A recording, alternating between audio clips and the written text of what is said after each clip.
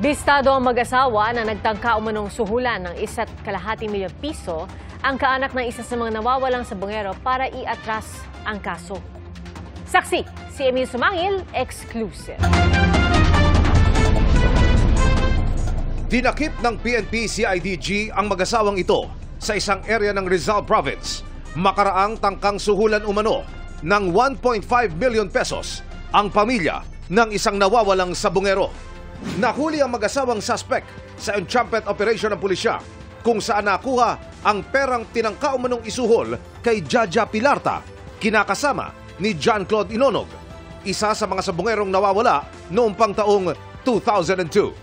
Sa kopya ng complaint sheet na nakuha ng GMA Integrated News, sinabi ni Pilarta sa kanyang statement, kapalit daw ng 1.5 billion pesos ang kanyang pananahimik.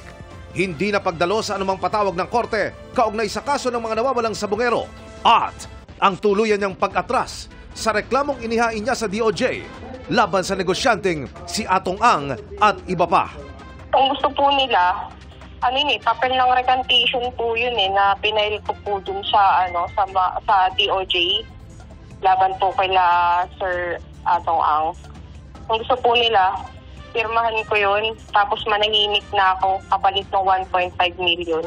Sa impormasyong nakuha ng GMA Integrated News, sinampahan ng mga kasong grave coercion at obstruction of justice ang mag-asawang suspect na ayon sa source ay kapwa kamag-anak din ng nawawalang si John Claude Inonog.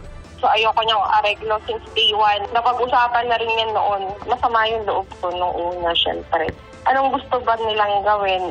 Gayahin ko yung ginawa nila. Kawawa naman yung kapatid nila, kawawa naman yung anak niya. Hindi na nga nila mabigyan ng hustisya. Ako na lang yung lumalaban. Inihain din sa piskalya ang mga kuha ng CCTV na ito sa bahay ni Pilarta. Makikita raw dito kung ilang beses na nagpabalik-balik sa bahay ni Pilarta ang mga gustong manuhol sa kanya. Kanina, sinabi ni Justice Secretary Jesus Crispin Remulla sa budget hearing ng DOJ sa Kongreso na pinapahirap nito ang paglutas nila sa kaso. Araw-araw po nakakakuha tayo ng human remains sa Taal Lake. Ang DNA lang, hindi pa namin napapausad ng gusto. Kasi nga, marami pa hong mga families na sabongero na kailangan po natin kunan ng DNA. At marami po kasi dyan ay nagpapayat na at wala na sila. Patuloy namin sinusubok na makunan ng panig ang mga inaresto, pati na ang kampo ni Atong Ang. Para sa GMA Integrated News, ako si Emil Sumangil, ang inyong saksi.